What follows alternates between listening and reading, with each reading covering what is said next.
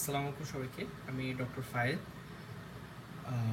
আমরা ধারাবাহিকভাবে তোমার ফাইনাল প্রফের 3টা সাবজেক্টের প্রিপারেশন কীভাবে নিবা সেটা নিয়ে আসলে আমরা কথা বলতেছিলাম। তো আমাদের অলরেডি মেডিসিন নিয়ে কথা বলা শেষ, তো এখন আমরা সার্জারি নিয়ে একটু কথা বলবো।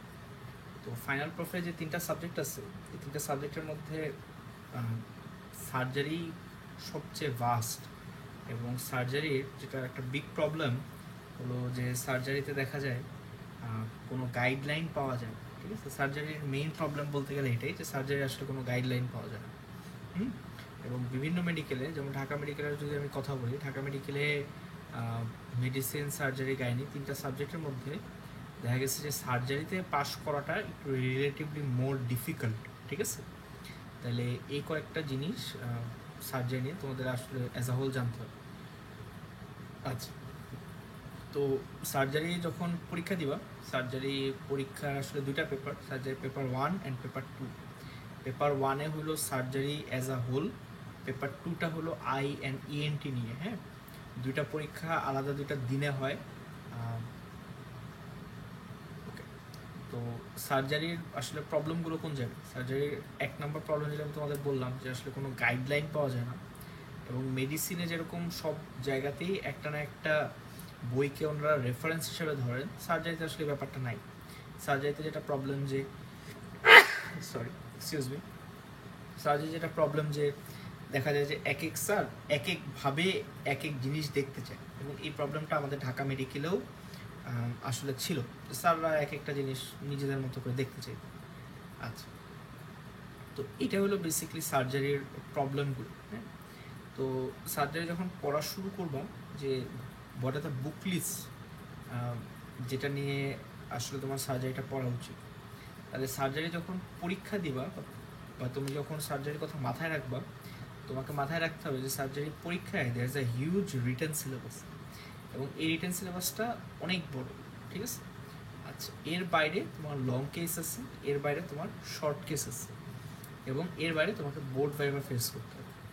তাহলে অ্যাজ আ হোল যদি আমাকে বলতে বলো যে ভাইয়া সার্জারির একটা টেক্সট বুক আমরা পড়তে চাই, যে what is the main text book for surgery, এই ক্ষেত্রে 2টা বই তুমি হাতে রাখতে পারো। একটা হলো এসআরবির ম্যানুয়াল অফ সার্জারি, আরেকটা হলো মাখনলালের bed side clinics in surgery. আমি ব্যক্তিগতভাবে বেড সাইড ক্লিনিক ইন সার্জারিটা পড়ছিলাম, বইটা আমার কাছে মানে অনেক ভালো লাগতো। এটার কারণটা হলো যে কোনো টপিক ওখানে যে দেওয়া, ওটা দেওয়া হলো তোমার কোয়েশ্চেন অ্যান্সার ফর্মেট। তো তোমাকে কি শিখাচ্ছে এবং সেটা কেন শিখাচ্ছে তুমি সেটা সাথে সাথে জেনে যাইতা। ঠিক আছে, আচ্ছা, তো এসআরবি এবং মাখনলালের মধ্যে এসআরবি বইটা রিলেটিভলি ইয়াং। তোমাদের ইভেন প্রফেসররা যারা আছেন সবাই দেখবে এসআরবি কোনো না কোনো সময় পড়ছেন। হ্যাঁ, কিন্তু স্যারদের মানে এসআরবি বা মাখনলাল কোনোটাই রেফারেন্স বুক হিসেবে ইউজ করা যায় না, স্যাররা নেয় না। তোমাকে যদি জিজ্ঞেস করে এই জিনিসটা কই পাইছো, তুমি যদি বলো স্যার এসআরবিতে পাইছি, তাহলে ওনারা একটু রাগ করে। হ্যাঁ, আচ্ছা, আর মাখনলাল বইটা যেহেতু কোয়েশ্চেন অ্যান্সার ফর্মেটে দেওয়া, এটা তোমাদের জন্য পড়াটা ইজিয়ার। এবং মাখনলাল রিলেটিভলি নতুন বই। হ্যাঁ, এখন খুব সম্ভবত 4th বা 5th এডিশন চলে। তো যেহেতু এটা নতুন বই, দেখবা যে ম্যাক্সিমাম তোমাদের যারা পড়ায় রেজিস্টার সিএ, হ্যাঁ, ওনারা মাখনলালের সাথে ইউজ। ঠিক আছে, তাহলে মেইন টেক্সট বুক হলো মাখনলাল অথবা এসআরবির যে কোনো একটা। সেকেন্ডলি, ক্লিনিক্যাল এক্সামিনেশনের বই, that means short case, long case কোত্থেকে পড়বা। তো লং কেস মাখনলালে খুব সুন্দর করে দেওয়া আছে, লং কেসের ক্রস মাখনলাল থেকে দেখলেই মোর দ্যান এনাফ। শর্ট কেসের জন্য পুরো বাংলাদেশে 2টা বই খুব অহরহ চলে, একটা নরম্যান ব্রাউজের, আর একটা হলো তোমার হ্যামিল্টন বেইলি। তো আমি ব্যক্তিগতভাবে 2টা বই ফুল পড়ছি। তো হ্যামিল্টন বেইলিটা আমি বেশি পছন্দ করতাম, এবং হ্যামিল্টন বেইলির যে অথর এবং বেইলিয়ান লাভের যে অথর, দুইজন হলো সেম। ঠিক আছে, তো 2টা বই পড়তে পারো, হ্যামিল্টন বেইলিটা একটু বেটার। এখন হ্যামিল্টন বেইলি বা নরম্যান ব্রাউজ যখনই পড়বো, এখানে দেখবা যে ইন্ডিভিজুয়াল শর্ট কেস নিয়ে খুব বেশি কিছু লেখা নেই। ধরো কথার কথা তুমি নিউরোফাইব্রোমা নিয়ে অনেক ডিটেলস পড়তে চাচ্ছ, তুমি কোত্থেকে পড়বা? তো এটা তোমাকে পড়তে হবে এস দাসের একটা বই আছে, একটু পুরান বই, S Das short case of surgery. হ্যাঁ, এই বইটা থেকে দেখতে পারো। আচ্ছা, এরপরে আসলে যদি তুমি বলতো যে ভাই আমি একটা গাইড পড়তে চাই, গাইড কোনটা পড়বা? গাইড হিসেবে এন্ডেভার গাইডটা যথেষ্ট ভালো লেখা, ওনাদের ম্যাক্সিমাম রেফারেন্স ইয়ে থেকে নেওয়া, বেরিলাভ থেকে নেওয়া, তাহলে এন্ডেভার গাইডটা তোমরা দেখতে পারো। এখন একটা জিনিস খেয়াল করো, পুরো সার্জারি নিয়ে আমি কথা বলে ফেলছি পেপার 1-এর প্রিপারেশন নিয়ে, কিন্তু আমি বেরিলাভের কথা একবার বলিনি। তাহলে এটা কেন? কারণ হলো যে সার্জারি পরীক্ষায় বেরিলাভের রোল অত বেশি না, এবং জিনিসটা আমি খুব মানে জেনে শুনেই কথাটা বলা, ঠিক আছে? আচ্ছা, আমাদের ঢাকা মেডিকেলে ধরো সার্জারিতে অনার্স পাওয়া সবচেয়ে কঠিন ছিল, হ্যাঁ। তো আমাদের টোটাল আমাদের ব্যাচ থেকে 5 জন আমরা সার্জারিতে অনার্স পাই। যে 5 জন অনার্স পায় তার মধ্যে 2 জন জীবনে মানে বেরিলাভ পড়েই নেয়, ঠিক আছে? কিন্তু 2 জনেরই অনেক ভালো বেসিক ছিল, এবং বাকি যে বইগুলো কথা বললাম সেগুলো তারা অনেক ভালো পড়ছিল। এখন Bailey Love is not an undergrad oriented book, পড়াটা খুব টাফ, এবং ডিরেক্টলি বেরিলাভ থেকে খুব বেশি কিছু আসে ব্যাপারটা এরকম না, ঠিক আছে? তা বেরিলাভ কেউ যদি পড়তে চাও, মোস্ট ওয়েলকাম। মানে এটা অবভিয়াসলি সার্জারির বেসিক অনেক বাড়ায়, কিন্তু একই সাথে এটা যে পরীক্ষার জন্য একদম এটা না পড়লে তুমি পাশ করবে না বা ভালোও করতে পারবে না, ব্যাপারটা একদমই এরকম না, ঠিক আছে? আচ্ছা, তাহলে এই গেল মোটামুটি কথাবার্তা। নেক্সট আসলে আমরা রিটেন নিয়ে একটু কথা বলবো, যে ধরো ভাইয়া এখন আমি রিটেনের জন্য পড়তে চাই সার্জারি, আমি তাহলে কীভাবে আগাবো? তাহলে রিটেনের জন্য যদি তোমাকে চিন্তা করতে হয়, surgery written is like the most vast, ঠিক আছে? এবং এটার একটা ব্যাপার হইলো যে স্যাররা যখন যা ইচ্ছা মনে করেন ওনারা দিয়ে দেয়, ঠিক আছে? আচ্ছা, এটা কেন? এটার কারণটা হইলো যে আমরা যখন ফাইনাল প্রপ দিই, আমার মনে আছে স্যাররা ফিল ইন দ্য ব্ল্যাঙ্কস দিচ্ছিল, ঠিক আছে? এবং তোমরা যদি কেউ 2021 সালের 21 নভেম্বরের কোয়েশ্চেন দেখো, দেখবা এখানে ফিল ইন দ্য ব্ল্যাঙ্কস আছে। তারপরে একটা ধরো শর্ট ফর্ম, ধরো ইআরসিপির ফুল ফর্ম কি, হ্যাঁ, লুটসের ফুল ফর্ম কি, তারপর ইএসডব্লিউএল এর ফুল ফর্ম কি, হ্যাঁ, এরকম একটা কোয়েশ্চেন দিয়েছিল যেখানে ওনারা 7টা বা 8টা সেন্টেন্স দিচ্ছে এবং বলছে এগুলোর ফুল ফর্ম কি। এখন অ্যাজ অ্যান এক্সাম ফরম্যাট তুমি তো আসলে এগুলো দিতে পারো না, কিন্তু স্যাররা দিচ্ছে, ঠিক আছে? তাহলে রিটেনটা খুবই খুবই খুবই ভেজাইলাম, হ্যাঁ, খুবই ভেজাইলাম, ঠিক আছে?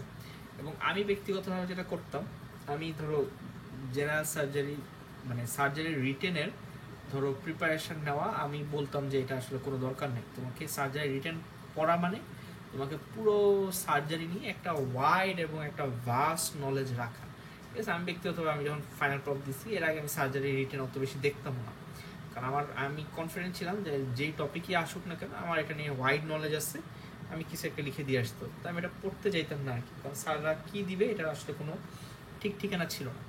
আচ্ছা, তোমরা যদি গাইড দেখো, গাইডে দেখবা যে জেনারেল সার্জারি 300 সামথিং পেজ, হ্যাঁ, 305 বা 312 এরকম সামথিং পেজ, নতুন গাইডগুলোতে বাড়তে পারে, আমার গাইডে 300 একটু বেশি ছিল আর কি।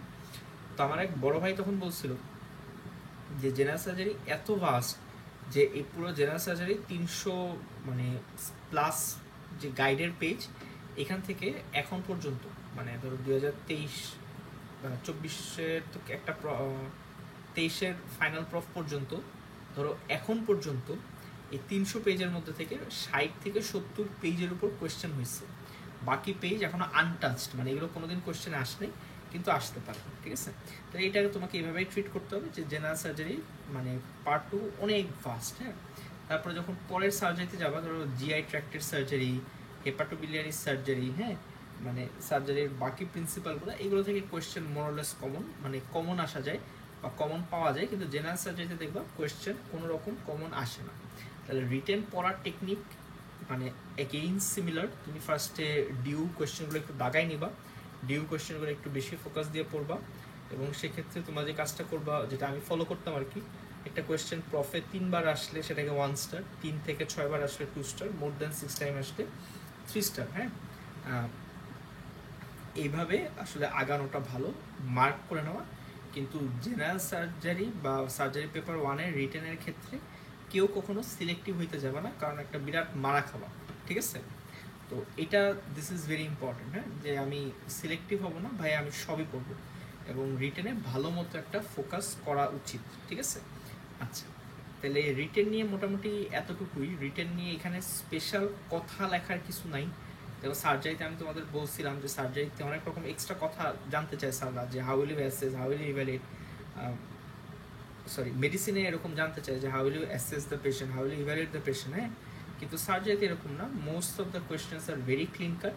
কিন্তু প্রবলেম যেটা হয় যে প্রতি বছরই ওরা এমন এমন কোয়েশ্চেন অ্যাড করে যেটা গাইডে নাই, অনেক সময় ডিরেক্ট বেরিগ্রাফ থেকে দেয়, ঠিক আছে।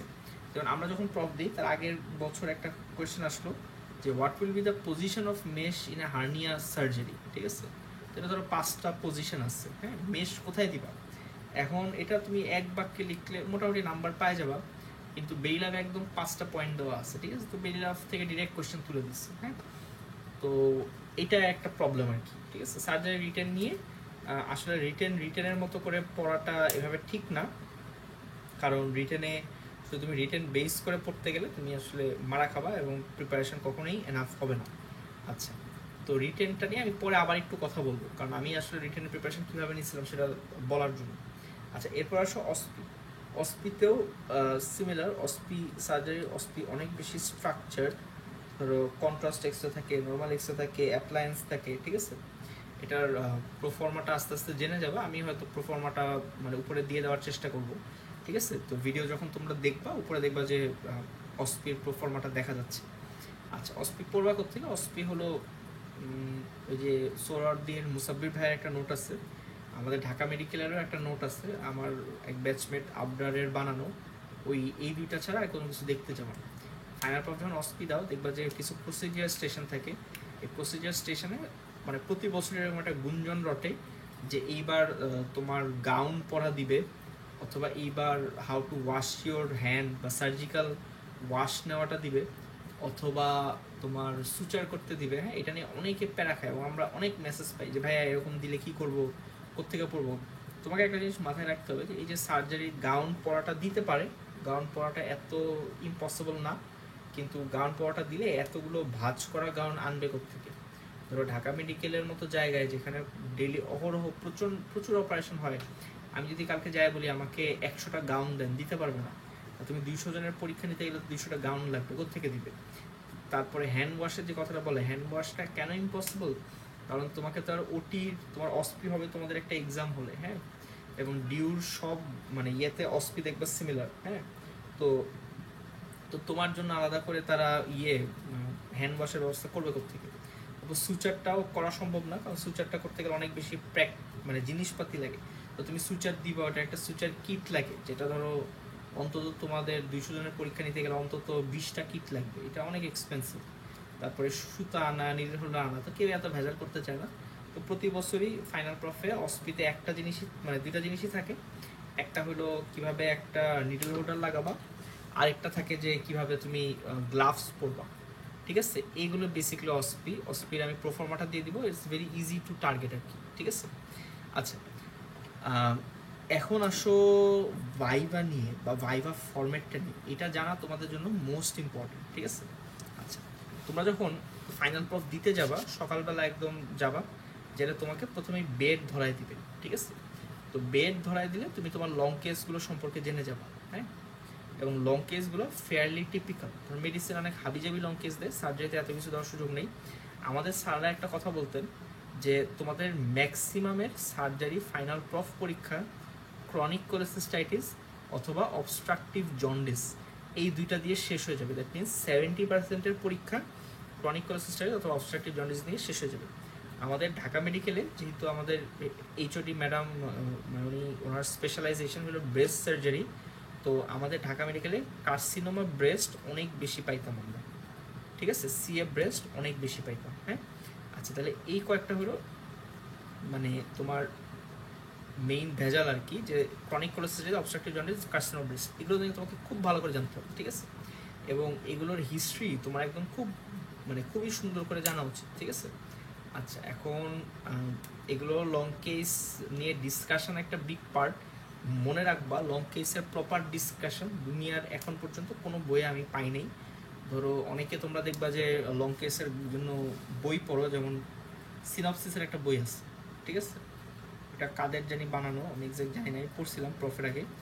তো ওইখানে যেমন ক্রনিক কোলেসিস্টাইটিসের সাথে ফিভার অ্যাসোসিয়েটেড করা, তো এইগুলো পুরা ফালতু কথাবার্তা, হ্যাঁ। তো এগুলো আসলে বলতে যাই পোলাপাইন পরীক্ষায় খারাপ করে।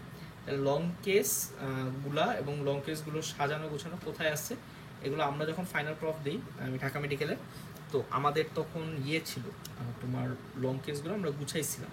তাহলে এইটার আমি তোমাদের লিঙ্কে, এই ভিডিওর লিঙ্কে আমি দিয়ে দেওয়ার চেষ্টা করব যে লং কেসগুলো গুছানো লং কেস, ঠিক আছে? ওখান থেকে তোমরা ডাউনলোড করে দেখে নিবা ইনশাল্লাহ। আচ্ছা, এটা গেল লং কেসের কথাবার্তা। দ্বিতীয়তে আসো, তুমি যখনই লং কেস দিচ্ছ আস্তে করে দেখবা যে শর্ট কেস শুরু হয়ে যাবে, ডেকে ডেকে শর্ট কেস নেই। তো শর্ট কেস ঢাকা মেডিকেলে চারটাই থাকতো, দ্যাট মিনস আলসার, হার্নিয়া, লাম আর থাইরয়েড, এই চারটা ঢাকা মেডিকেলে মানে সবসময় থাকতো। চারটা কারো করা লাগে না, ম্যাক্সিমাম ক্ষেত্রে দেখা যায় যে মানে যে কোনো দুইটা তোমার করা লাগতে পারে, ঠিক আছে? যে কোনো দুইটা। হ্যাঁ, যেমন আমি যখন ফাইনাল প্রফ দিই আমি থাইরয়েড আর হলো একটা আলসারের উপর এক্সামিনেশন দিছিলাম, ঠিক আছে? তো তো অনেকে এরকম তোমার লাম্প অ্যান্ড হার্নিয়া দিচ্ছে, তো এটা সাররা মিক্স, সাররা যে কোনো ভাবে যে কোনো সিকোয়েন্সে তোমার পরীক্ষায় নিতে পারে। তুমি যখনই লং কেস দিচ্ছ তখনই আসলে তোমার ইয়েটা নিয়ে নিবে, সাররা শর্ট কেসটা নিয়ে নেয়। নিয়ে নেওয়ার পরে ওনারা একটু ব্রেক টাইম দেয়, এরপরে লং কেসের ভাইভাটা শুরু হয়। আর লং কেসের ভাইভা শুরু হওয়ার পরে লং কেসটা শেষ হয়ে যায়, এরপর ওনারা আবার একটা ব্রেক টাইম দেয়। যেমন আমরা যখন পরীক্ষা দিই আমাদের ভাইভা শুরু হয়েছে 1:30 তো 2টার পরে, তো আমাদের খাবার দিচ্ছে, আমরা রেস্ট টেস্ট করছি, তারপরে ভাইভা শুরু করছি, ঠিক আছে? তো এটা মানে মেডিসিন ফাইনাল প্রফটা যেমন অনেক হেকটিক মনে হবে, সারাক্ষণ দৌড়াচ্ছ। যেন আমি কখন 8টা বাজে ঢুকলাম, 3টা বাজে কখন বের হয়ে গেছি, 3টে বেজে গেছে আমার খেয়ালও নেই। কিন্তু সার্জারি এরকম না, ইটস ভেরি সিকোয়েন্সিয়াল, ঠিক আছে? আচ্ছা, এবং বোর্ড ভাইভা সাধারণত 2টা বোর্ড থাকে, 2 বোর্ডে সারা কার্ড তুলে প্রশ্ন করে, ঠিক আছে? আচ্ছা, এখন আমরা একটু কথা বলবো যে এই যে ভাইভা, এই ভাইভার টপিকগুলো তুমি পড়বা কোত্থেকে, ঠিক আছে? ভাইভার টপিকগুলো তুমি পড়বা কোত্থেকে, স্পেশালি ধরো শর্ট কেস বললাম, লং কেস বললাম, তারপর বোর্ড ভাইভা বললাম, ঠিক আছে? তো সবার আগে আসি বোর্ড ভাইভা নিয়ে। বোর্ড ভাইভা সার্জারিতে ধরো তোমার বোর্ড ভাইভা সার্জারিতে ধরো মানে খুবই স্পেসিফিক, এবং প্রতি মেডিকেল কলেজে কার্ড কোয়েশ্চেন আছে। তোমরা ঢাকা মেডিকেলের আসলে কার্ড কোয়েশ্চেনটা তো মানে হয়তো ম্যাক্সিমাম ঢাকা মেডিকেলের যারা আছে তারা এই ভিডিওগুলো দেখবা। তো ঢাকা মেডিকেলে যে কার্ড কোয়েশ্চেন সেটা তো অনেক, প্রায় 650 কার্ড। আমরা যে যখন পরীক্ষা দিই তখন আমরা 650 কার্ড মানে পাওয়া গেছে আর কি তখন পর্যন্ত। এর একটা হিস্ট্রি আছে, হিস্ট্রি একটু বলি। তাহলে আমরা যখন প্রথম পরীক্ষা দিই তখন কার্ড কোয়েশ্চেন পাওয়া যেত, কিন্তু এই কার্ড কোয়েশ্চেনের কোনো অ্যান্সার ছিল না, ঠিক আছে? ধরো আগে খোঁজ করলে দেখবা K70 ব্যাচের কার্ড কোয়েশ্চেন, তারপর 71 ব্যাচের আরেকটু কিছু কার্ড কোয়েশ্চেন নতুন অ্যাড হয়েছে, এভাবে আগাচ্ছিল আর কি। তারপর হাতে লেখা সলভ ছেলেদের যে হল ফজলারাব্বি হলে পাওয়া যেত, ঠিক আছে? তো এরপরে আমরা যখন পরীক্ষা দিই তখন আমরা 8 থেকে 9 জন মিলে কার্ড কোয়েশ্চেন ভাগ করে ওগুলো মানে রিটেন অবস্থায় আনার আসলে প্রস্তুতি নেওয়া হয়, যে সবগুলো কার্ড কোয়েশ্চেন টাইপ করা কার্ড কোয়েশ্চেন। এরপরে আমাদের এক ব্যাচমেট ওটাকে কম্পাইল করে একটা কার্ড কোয়েশ্চেন বানায়। হ্যাঁ, যেই বইটা বা যেই পিডিএফটা তোমরা এখন মানে দেখবে যে অনেক বেশি ছড়ানো। তাহলে তোমরা যদি কেউ ঢাকা মেডিকেলের নাও হয়ে থাকো, স্টিল তোমাদের ঢাকা মেডিকেলের ওই 650 কার্ডটা পড়া উচিত। কেন পড়া উচিত? কারণ ওই 650 কার্ড পড়ার পরে মানে সার্জারির বেসিক্যালি আর কিচ্ছু বাকি থাকে না। দ্যাট মিনস ওই 650 কার্ড তোমার পড়া হয়ে গেলে শর্ট কেস বলো, লং কেস বলো, রিটেন বলো, বেসিক্যালি রিটেন একদম ফুল পড়া হয়ে যায়। আমি তো 650 কার্ড আমি মনে হয় 10 বারের উপরে পড়ছিলাম। আমার রিটেন মানে আমি মানে গাইড ধরতামও না, কারণ বেসিক্যালি এমন কোনো জায়গা ছিল না যেটা সম্পর্কে আমি জানতাম না, ঠিক আছে? আচ্ছা, তারপরে ধরো লং কেসের জন্য বললাম যে আমি লিঙ্ক দিয়ে দিব, লিঙ্ক থেকে পড়া। স্টিল লং কেসটা খুবই ডিফিকাল্ট। হ্যাঁ, লং কেসটা খুবই difficult in the sense that এটা একটা ভালো প্রিপারেশন নেওয়াটা টাফ, ঠিক আছে? কারণ তোমরা কোথা থেকে কোথায় কোয়েশ্চেন করবে এটা এক্স্যাক্টলি বুঝবাও না। হ্যাঁ, আচ্ছা, আর শর্ট কেস নিয়েও অনেক ডিটেলসে পড়া উচিত, স্পেশালি ধরো আলসার, হার্নিয়া, লাম্প। হার্নিয়া নিয়ে মোরাললেস সব জায়গায় ভালো লেখা আছে, আলসার নিয়ে সবার খুব প্রবলেম। ধরো একটা হিলিং আলসার, একদম গ্র্যানুলেটিং টিস্যু দেখা যাচ্ছে, এটা যদি তোমাদের ম্যানেজমেন্ট জিজ্ঞেস করা হয় তোমরা উল্টাপাল্টা বলো যে ভাইয়া উন্ড সোয়াব নিব, হ্যাঁ রেগুলার ড্রেসিং করব, এগুলোর আসলে দরকার নেই। তাহলে প্রত্যেকটা জিনিস হবে টেইলার, মানে কি আছে কি থাকবে সেই অনুযায়ী তুমি দেখে নিবা, ঠিক আছে? তো আমার সার্জারির তো একটা কোর্স আছে, সেটা হলো কমপ্লিট সলিউশন সার্জারি, যেখানে ধরো টোটাল 66-এর উপরে ক্লাস দিছি। ওইটা রিটেন ভাইভা সব ডিল করে, রিটেন ভাইভা অস্পি সব ডিল করে। তো ওইটা চাইলে দেখতে পারো। ওটা মানে এখন পর্যন্ত আমরা মনে হয় সেপ্টেম্বরের মাঝামাঝি দিকে 600 রেজিস্ট্রেশন কমপ্লিট হলো, ঠিক আছে। তো এবং এখন পর্যন্ত প্রায় 630-640 জন মানুষ প্রায় রেজিস্ট্রেশন করে ফেলছে, এবং পুরো বাংলাদেশে it is like most probably it is the pioneer surgery batch আর কি ফর আন্ডারগ্র্যাড। ওটা মানে ইজ মাস্ট টু ডু। হ্যাঁ, আর কারো যদি মনে করা যায় ভাই প্রফ সামনে টাইম নেই, আমি শুধু শর্ট কেস লং কেসটা দেখতে চাই, তাহলে শর্ট কেস লং কেস সাথে রিটেন কোয়েশ্চেন সলভেরও একটা ক্লাস আছে। সেটা হলো সার্জারি শর্ট কেস আর লং কেস একটা মানে কোর্স আছে আমার, ওটা একটু লিমিটেড টাইমে করা যায় ওটার ক্লাসগুলো, তো ওইটা তোমরা চাইলে দেখতে পারো, ঠিক আছে। আচ্ছা, এই রিসোর্সগুলো মানে জেনে রাখাটা ইম্পর্টেন্ট, কারণ সার্জারিতে নাহলে অনেক প্রবলেম হয় আর কি। আচ্ছা, ওকে, তো ভাইবার ব্যাপারে মোটামুটি এতটুকুই। এখন আসো যে আমার প্রফ জার্নি, আমি যখন পরীক্ষা দিই আমার কী কী ছিল। তো প্রফ যখন দিবা দেখবা যে লং কেসটা তো এগেইন যেটা সাজানো গুছানো অনেক ইম্পর্টেন্ট। তো আমি ধরো অবস্ট্রাকটিভ জন্ডিস বলো বা ক্রনিক কোলোসিস্টাইটিস, কার্সিনোমা ব্রেস্ট, এটা খুব ভালো করে পারতাম। মানে এটার এমন কোনো নারী নক্ষত্র নাই আমি জানতাম না, আমার এরকম ছিল আর কি। তো আমি যখন পরীক্ষা দিতে যাই আমার লং কেসটা পরে হলো একজন মহিলা, বয়স্ক ভদ্র মহিলা, ওনার বয়স ধরো অ্যারাউন্ড 60-65 হবে। তো ওনাকে যাই জিজ্ঞেস করলাম, মা আপনার কী সমস্যা? তো উনি তখন বলতেছে আমার চাকা আছে ডান পাশে, হাত মানে দেখাইলো আর কি। হ্যাঁ, তো উনি একদম, তাই বলছি যে এটা কার্সিনোমা কোলন ছাড়া তার কিছু না এই বয়সে। তো উনি যে ধরো একদম মেকআপ টেকআপ করে, একদম চোখ ছাড়া আমি ওনার আর কিছুই দেখতেছি না, ঠিক আছে। তো ওনার হিস্ট্রি নিলাম। এখন হিস্ট্রিতে মানে হিস্ট্রিটা ইজ আ লং হিস্ট্রি। হ্যাঁ, তো তোমরা জানো যে কার্সিনোমার হিস্ট্রি কিন্তু একটু রিলেটিভলি শর্ট হিস্ট্রি হওয়ার কথা, তাহলে ওনার হিস্ট্রিটা দেখি অনেক লং হিস্ট্রি। এটা আমাকে একটু বদার করতেছে। উনি বলে বাবা আমার 3-4 মাস ধরে পেট ব্যথা। আমি বারবার জিজ্ঞেস করলাম আপনার অল্টার্ড বাউল হ্যাবিট আছে কিনা, না নাই। পায়খানার সাথে রক্ত যায় কিনা, না যায় না। এখন পায়খানার সাথে রক্ত যায় কিনা এটা অনেক বয়স্ক মানুষই খেয়াল করে না। সো এটা মানে হইতে পারে, ইট মাইট বি মিসলিডিং হিস্ট্রি, এটা অনেকে নাও বলতে পারে।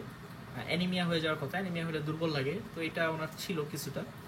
মানে অ্যানিমিয়া অ্যান্ড লাম্প এটাতেই ডায়াগনোসিস হয়ে যায় কার্সিনোমা সিকাম বা কার্সিনোমা রাইট কোলন। হ্যাঁ, আচ্ছা, কিন্তু ওনার 3 মাসের পেনের হিস্ট্রিটা আসলে আমি মিলাইতে পারতেছিলাম না, কোনোভাবেই মিলে না। পরে দেখি যে উনি আমাকে বলতেছে আমি একবার অপারেশন করাইছি। আমি বললাম 3 মাসে করাইছেন? বলে হ্যাঁ। তো 3 মাসে অপারেশনও করাইছে, তাহলে অপারেশন করে মানে তখন আমি ওনাকে বললাম যে মা আপনার পেটটা একটু দেখি। হ্যাঁ, তো ওনার পেটটা দেখাইলো, পেটের মধ্যে আমি অপারেশনের তোমার দাগ দেখি, কোনো দাগও পাচ্ছি না, ঠিক আছে। তো পেটের মধ্যে অপারেশন দাগও পাই না, আবার উনি বলতেছে অপারেশন করে। তাই আমি দেখলাম আর একটা ভেজালের হিস্ট্রি। আর বয়স্ক মানুষের হিস্ট্রি এমনি ঝামেলা, কারণ ওনারা মানে যা বলে টিচার আসলে পারলে ওনারাই ওটাকে কন্ট্রাডিক্ট করে, উল্টা বলে। হ্যাঁ, তো পরে দেখলাম যে এটা তখন আমি পড়ি নাই, তো দেখলাম যে একটা কার্সিনোমা যদি রাইট কোলনে হয়, সে ধরো আইলিয়ামকে, আইলিওসিক্যাল জাংশনটা হলো পুরো স্মল গাটের পুরো ইন্টেস্টাইনের সবচেয়ে মোস্ট কনস্ট্রিক্টেড পার্ট আর কি।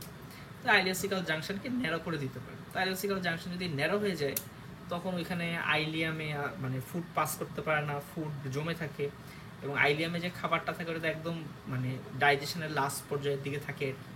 তো it is very much like degraded food product. তো এখানে মানে এত পচনশীল খাবার থাকে যে ওটা আইলাইটিস করতে পারে। হ্যাঁ, আইলিয়ামে ইনফ্লামেশন করতে পারে। তা আমি বললাম যে 3 মাসের হিস্ট্রি, পেইনের হিস্ট্রিটা মনে হয় আইলাইটিসের হিস্ট্রি, এবং ওনার অপারেশনের হিস্ট্রিটা আমি মিলাইতে পারিনি। যেহেতু আমি মিলাইতে পারিনি ওনার হিস্ট্রি থেকে আমি অপারেশনের হিস্ট্রিটা পুরো বাদ দিয়ে দিচ্ছি, ঠিক আছে। তো মানে প্রফ কিন্তু এরকম, মানে প্রফ পুরো ব্যাপারটাই হলো তুমি কি হিসাবে প্রেজেন্ট করবা, দ্যাট ইজ ইম্পর্টেন্ট। হ্যাঁ, অনেক সময় রিয়েল হিস্ট্রিটা একটু মানে টেম্পারিং করতে হয়। তো যাই হোক, পরে আমার হিস্ট্রি প্রেজেন্টেশন খুব সুন্দর ছিল, আমি তো একটা না বলতে পারতাম, মানে ইংলিশে গড়বড় করে বলে গেছি জেনারেল এক্সামিনেশনের এভরিথিং।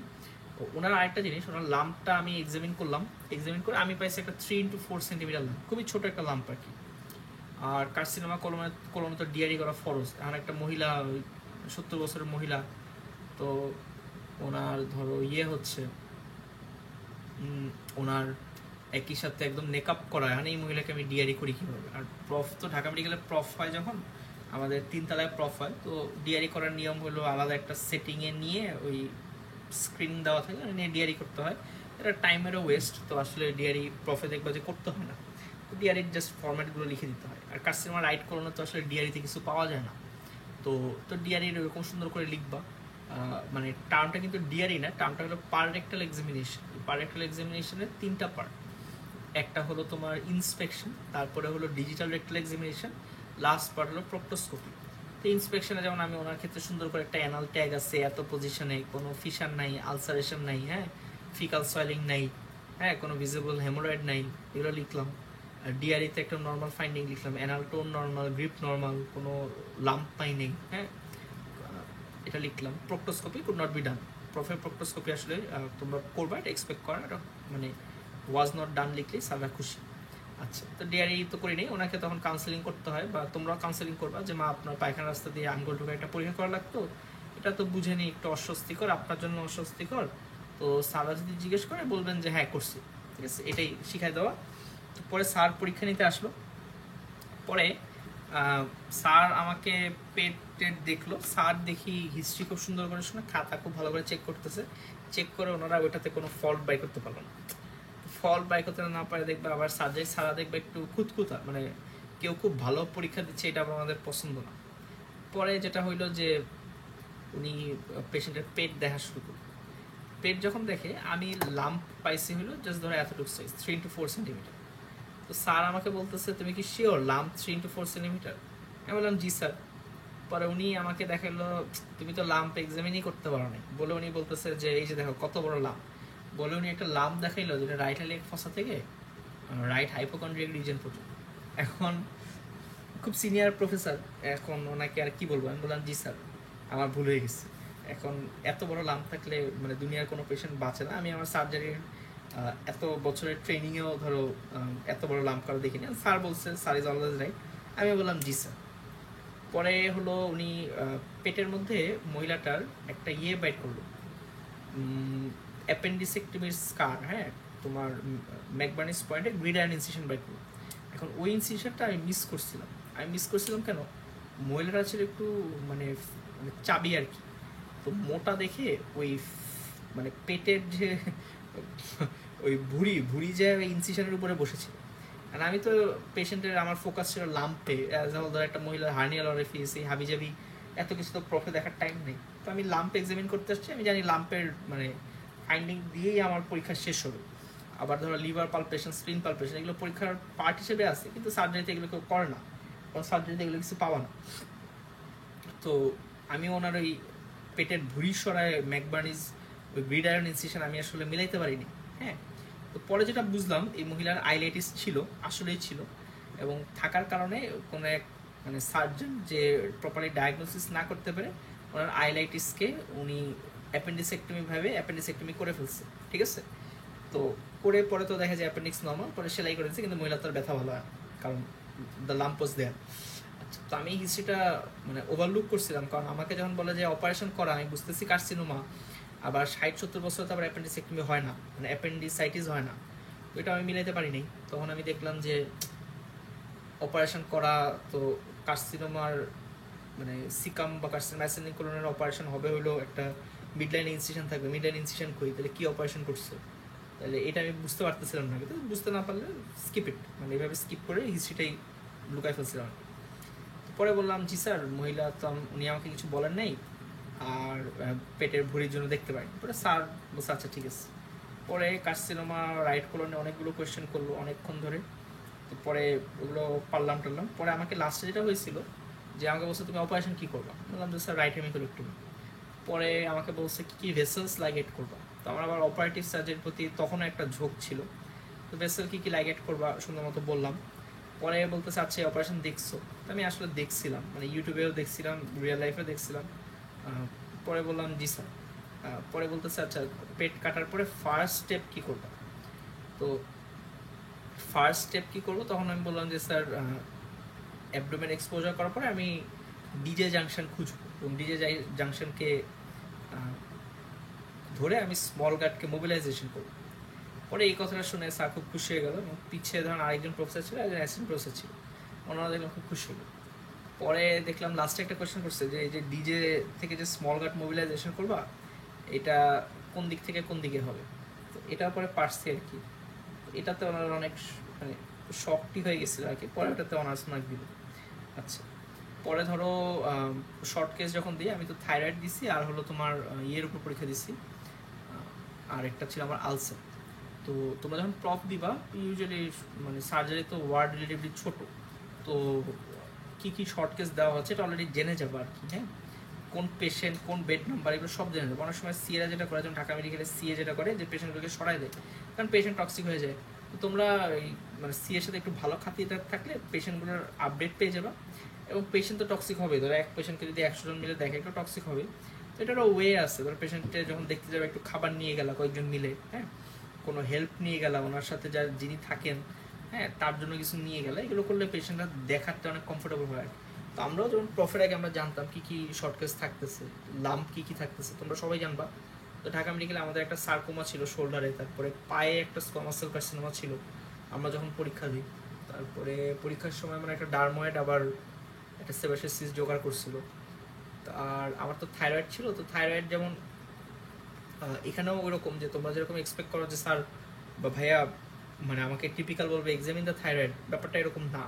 আমি যেমন পেশেন্টের সামনে গেলাম, আমাকে স্যার বলছে inspect the patient, what do you see, ঠিক আছে। তো এটাতে অনেকে অনেক বেশি কথা বলছে, তাদের ফেলও করাইছে।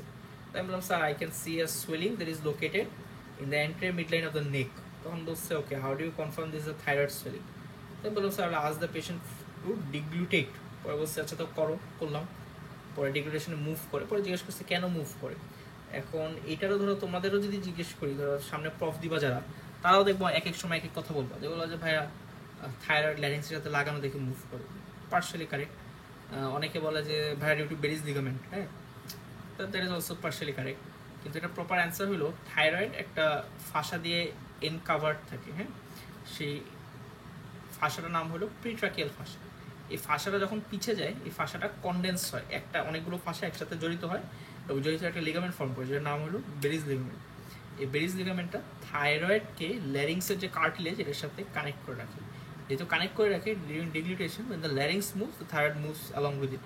তাহলে এই এক্সপ্লেনেশনটা ফুল দেওয়ার চেষ্টা করবো, স্যাররা প্রেফার করি। পরে আমাকে স্যার বললো এটা কি থাইরোগ্লোসাল সিস্ট হতে পারে। আমি বললাম sir since this is a very big swelling, the chance of it being a thyroglosal cyst is very less। পরে অনেক খুব খুশি হয়ে গেছে। পরে what is your possible clinical diagnosis জিজ্ঞেস করলে, বলছে মাল্টিনোডুলার গয়টার।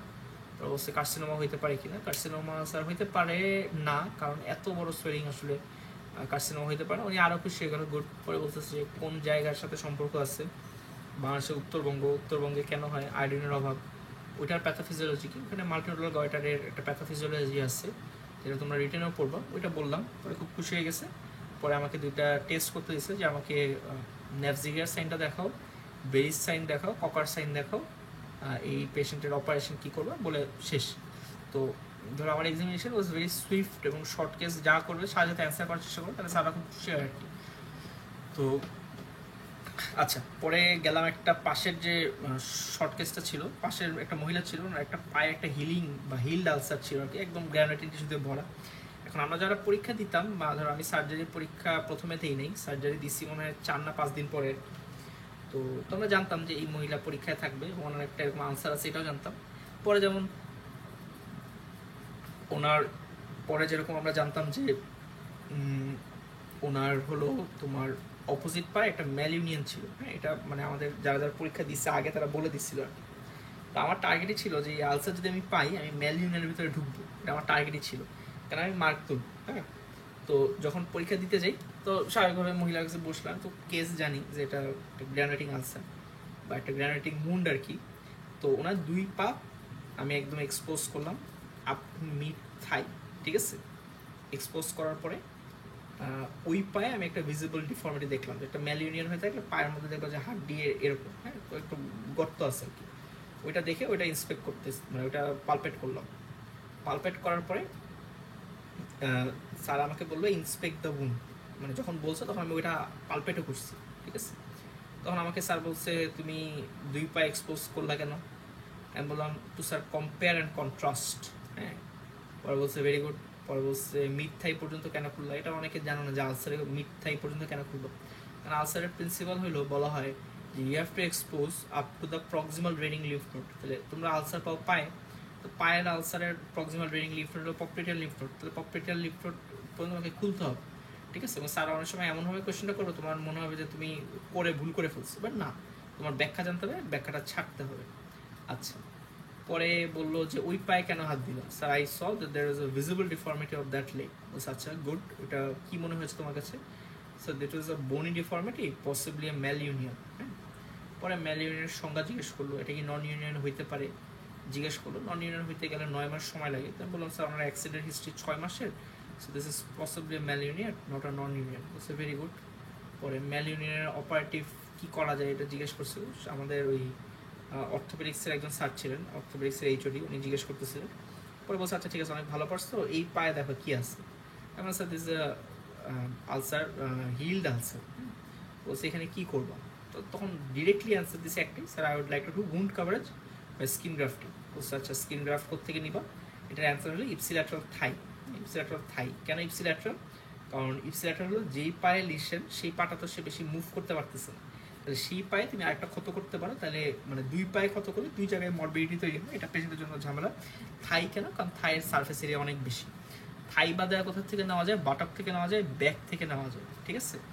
আর ইভেন আম্বেলিকাস থেকেও নেওয়া যায়। হ্যাঁ, থাই দিয়েই সাধারণত কাভার হয়ে যায়। পরে আমাকে জিজ্ঞেস করছে স্কিন গ্রাফটে একটা ইনস্ট্রুমেন্ট লাগে স্পেশাল কাটার জন্য, এটা নাম জানো কিনা? নাম হলো হামভিস ব্লেড। হ্যাঁ, এটা বলে শেষ করছে, তো ওনারা খুব খুশি।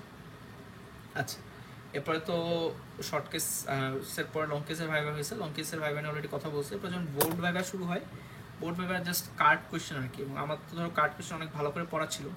কার্ড কোয়েশ্চেনে যেটা হয় যে অনেক হাবিজাবি কোয়েশ্চেন থাকে, এবং যারা ঢাকা মেডিকেলের আসছো কার্ড কোয়েশ্চেন একদম ছোটস্থভাবে জানতে হবে। এবং ঢাকা মেডিকেলের একটা প্যাটার্ন আছে, সেটা হলো কার্ড কোয়েশ্চেনগুলো in their question pattern is not uniform. That means অনেক মানে প্রতিটা কার্ডে 3টা করে কোয়েশ্চেন থাকে, তো অনেক কার্ড আছে যেটা কোয়েশ্চেন অনেক ইজি, মানে তুমি 1 নম্বরটা ইজিয়েস্ট, 2 তার থেকে একটু টাফ, 3 অনেক টাফ। মানে আমাদের যে মানে সাবজেক্ট প্রিন্সিপাল হলো এরকম, তুমি যদি কোনো কার্ড কোয়েশ্চেনের 1 নম্বর কোয়েশ্চেন না পারো, হ্যাঁ, তুমি এখানে পাস করবা না, ঠিক আছে? মানে ওই কার্ডে তোমাকে ফেল ধরা হবে। কিন্তু এটা আসলে ঠিক না। কেন ঠিক না? কারণ আমাদের আগের ব্যাচের এক বড় ভাইয়ের ঘটনা বলি। উনি একটা কার্ড তুলছিল, কার্ডের একটা সিনারিও ছিল অর্থোপেডিক্সে। ওই সিনারিওটার ডায়াগনোসিস ছিল সুডেক্স ডিস্ট্রফি। এই টার্মটার সাথে হয়তো অনেকে এখন পর্যন্ত শুনোই নেই। তো ভাই স্বাভাবিকভাবে কার্ড ওনার কমন পড়ে নেই, উনি হা করে তাকাইছিল। পরে অনেকে বলছে ধর এটাই পারো না, বলতেছে আচ্ছা ফোর আর্মের মাসেলগুলোর নাম বলো। এখন দ্বিতীয় আসছে ফাইনাল প্রফেস সার্জারি ভাইভা, তুমি কি ফোর আর্মের মাসেল কি কারো মনে থাকে? ওইটাও ভাইয়া পারে না। এরপর ওনাকে ওই ভাইভা পড়ে ফেল করে দিচ্ছে। তাহলে এই জিনিসটা একটু ইম্পর্টেন্ট, কারণ প্রত্যেকটা card will not be uniform. তুমি একটা কার্ড তুললা যেখানে ধরো congenital dysplasia of the hip আছে অর্থোপেডিক্সে, তো তুমি তো আকাশ থেকে পড়তে পারো, হ্যাঁ, কিন্তু নাও জানতে পারো। কিন্তু প্রত্যেকটা কার্ড কোয়েশ্চেন মানে ভাইভাতে এই জায়গায় প্রচুর ফেল হয়, অ্যাটলিস্ট ঢাকা মেডিকেলে। বাকি মেডিকেলের কার্ডে এরকম হয় না, অনেক সময় স্যাররা নিজেদের মন থেকে প্রশ্ন করে, দ্যাট ইজ অলসো গুড, ঠিক আছে? আচ্ছা, কার্ড কোয়েশ্চেন যখন শেষ হয়ে যাবে তখন হলো তোমার বেসিক্যালি সার্জারি পরীক্ষাটা শেষ। আর সার্জারিতে একটু যদি প্রবলেম হয় তখন আবার আইএনটি দিয়ে ব্যাকআপ দেওয়া যায়, ঠিক আছে? এটা হয়তো আমি আইএনটি ক্লাসে বলবো, ঠিক আছে? আজকের ব্যাপারে এতটুকুই। আমার কোর্সের ডিটেল, দেন তোমাদের অস্পের জন্য যে নোটটা এবং তোমাদের লং কেসের যে নোটটা, এগুলো সব আমি হয়তো কমেন্ট বক্সে দিয়ে রাখবো। কেউ যদি চাও এখান থেকে চেক করে নিও, ঠিক আছে? থ্যাংক ইউ সবাইকে, আসসালামু আলাইকুম।